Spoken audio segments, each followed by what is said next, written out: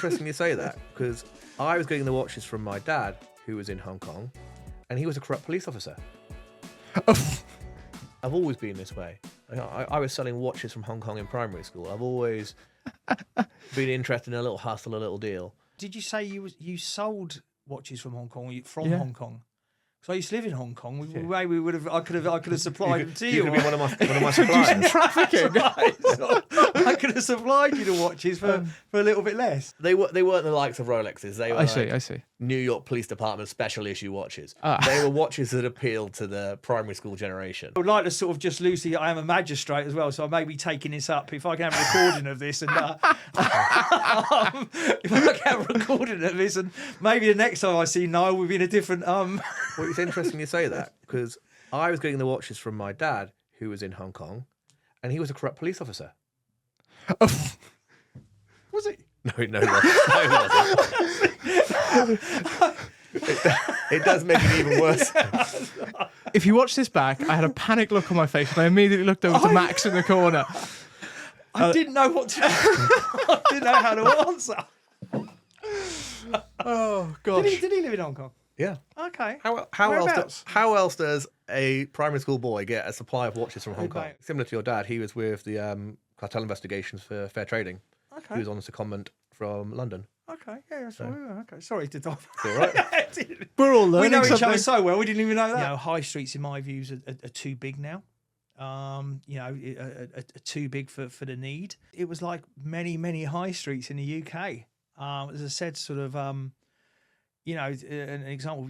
Pre-COVID, I use an example of a company, Royal Mail, was a letters company which delivered packets. Well, now it's a packets company which deliver letters. You can see sort of how the online market now has taken over. You know, my mother in her 80s, she probably buys maybe 15%, 20% of whatever she gets online now. My niece and nephew in their 20s, probably 95%. So it has changed. But you have a choice in our positions and in Niall's positions when he's brought somewhere like his. Either you go along with the rest of the UK and say, well, nothing's going to change. What can we do? Or actually, you roll your sleeves up and get involved. And what we learned early doors, that there is still a retail market out there, but also it's about experiences. It was a tough time. The high street was a tough time. High streets, in my views, are too big now. Are too big for the need. But as I said, we were no different to anywhere else. We see a real change in these young people because of it. We were amazingly fortunate to find Cardiff City Football Club Foundation. And what they were looking for was an education partner that could help bring vocational qualifications and support and trauma-informed support into the classroom. And so we started to build provision in Cardiff using exactly that model. We feel that sport is an incredible hook for young people. Being part of a team, being part of something, and honestly, almost going to school without actually going to school. They don't actually feel that they're going to school. They're going to do something really interesting, really cool with Cardiff City. I don't want to say they don't realise it's happening to them, because that's clearly not the case, but actually it's not a classroom. They're not being shuffled around a school. What they are is they're spending time at Cardiff City Football Club, effectively. They have a uniform that says that that's the case. And what we're finding is incredible engagement. And to me, look, I loved sport as a kid. I found it incredibly powerful. And being part of a team, understanding shared endeavour and all of those things.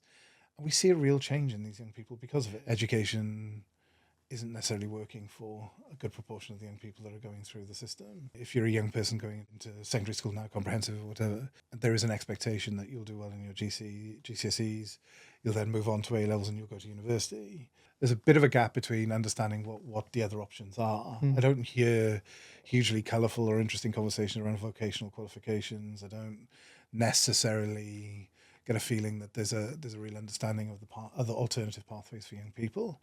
And so I suspect that young people feel quite disengaged, or certain groups of young people feel quite disengaged if they don't fit into the cookie cutter mould, for want of a better term, of how you're going to move through the education pathway. We have a system at the moment that feels to me that is under a huge amount of pressure. We see levels of people who need extra support spiking, and schools are really poorly equipped to deal with it. Is it just a case of where, as a society, we're a lot more in tune to things like the autism spectrum, ADHD? I think probably. I think, diagnosis is better. I think parents are more aware of what could, if their child isn't necessarily succeeding, what could be causing that. But equally, I suspect that there's a habit of labelling at the moment, and I think people find themselves labelled quite quickly in certain ways, and potentially that means that you've got an extra proportion of people in the system that are defined in a certain way. But broadly, I think there is a greater understanding, a desire to diagnose more quickly and understand young people. And so I suspect that we're finding more people now than we've ever found before. The Businessin Wales podcast, sponsored by Cllr Group, the business media for Wales.